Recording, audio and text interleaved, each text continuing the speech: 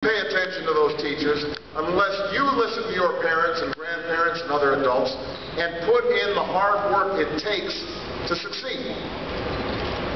That's what I want to focus on today. The responsibility each of you has for your education. I want to start with the responsibility you have to yourself. Every single one of you has something that you're good at. Every single one of you has something to offer. And you have a responsibility to yourself to discover what that is. That's the opportunity an education can provide.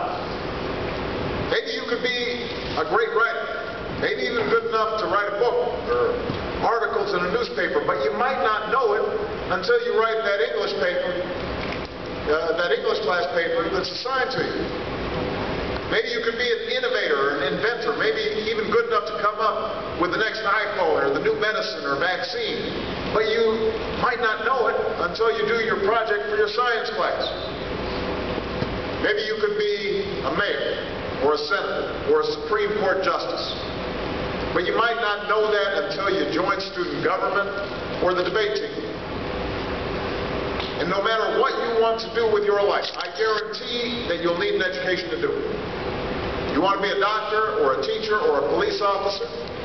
You want to be a nurse or an architect, a lawyer or a member of our military? You're going to need a good education for every single one of those careers. You cannot drop out of school and just drop into a good job.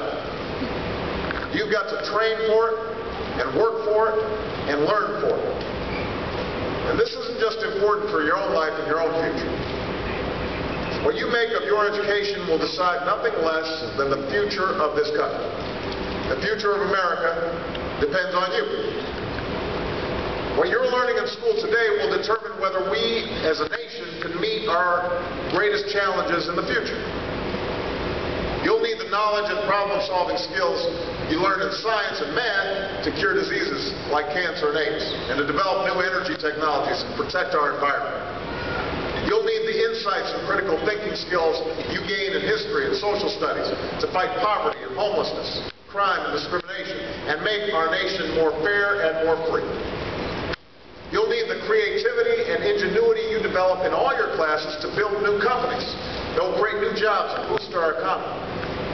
We need every single one of you to develop your talents and your skills and your intellect so you can help us old folks solve our most difficult problems.